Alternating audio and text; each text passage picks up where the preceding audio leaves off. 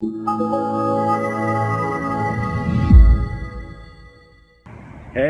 everybody, Justin Cener here, doing another Ask Me Anything. This is where you guys post questions in my free group, Cener Shopify Mastermind on Facebook. You guys could search that out on Facebook.com and find my free group.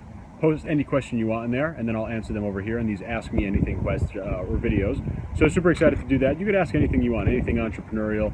It doesn't have to be just Facebook ads, Shopify, e-commerce, whatever you want, right?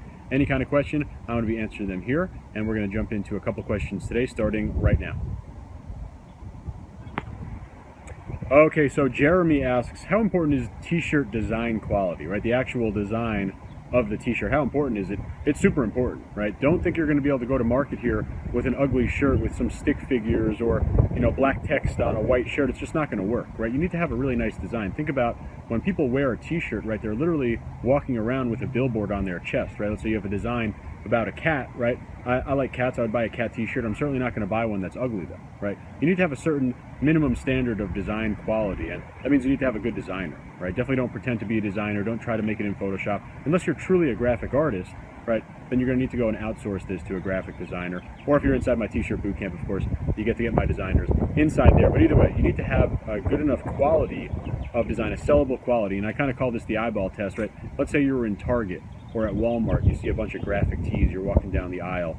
Your t-shirt, if it was actually in that store, in that aisle, it better not jump out to you and make you stop and say, how did this get picked to be in the store? Why is this in the store, right? It needs to be of that quality at least, right, for people to go out and take their credit card out. And of course, that's what we need them to do. So again, good designer, good designs. Don't go to market with anything less than that.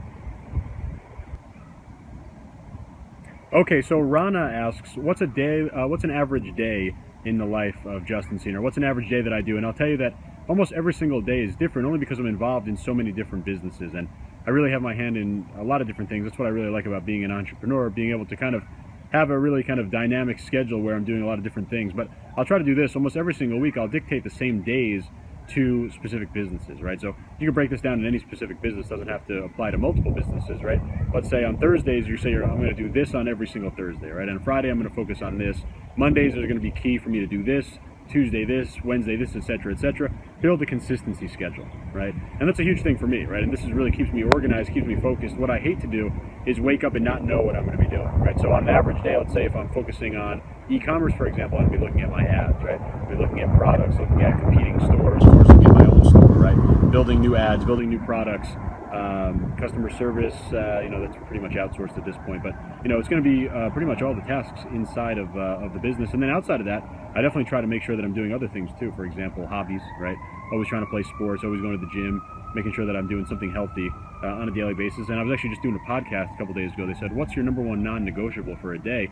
And I said, definitely has nothing to do with business. It's going to the gym, right? Or doing whatever it is. Like I think my non-negotiable definitely doesn't have to do with business. My everyday thing is going to be something about fitness, and kind of outside of that, business things will also come into play for sure. But I really, I think that's an important thing, right? Having something that you actually kind of look forward to outside of the business side of things kind of makes whatever your schedule is, whether it's consistent or not, it makes it a lot easier to go through. So that was a long-winded answer for that one, but there you go.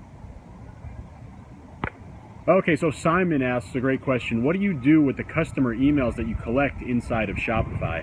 And this is an easy one. You simply email to them, right? This is something perfect for MailChimp, or you could use any email marketing provider, for example, Aweber, MailChimp, Constant Contact, Klaviyo, right? There's tons of them for Shopify, but this is easy money, right? If you have let's say a buyer list of 500 buyers and you develop this over a span of months, you should be emailing to them at least every single week. Literally every single time you send to them. I don't care if you send them a new product, feature product, most boring product, most exciting product, it doesn't matter. Just emailing them something, you're going to make money every single time you press the send button. So that's the first thing that you should do with emails that you collect. Just email them to them. Email to them weekly, okay? You can start developing some more advanced things like, have a list for multiple buyers, have a list for people that haven't bought in 30 days, have a list for your VIPs, etc., etc.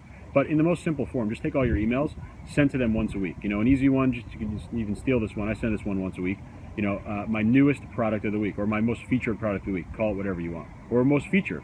You could call more than one, right? Featured product, hottest seller, newest release. We want you to see this first, whatever, right? Just send out to your customers. I guarantee you're going to make money from it. There's no doubt about it.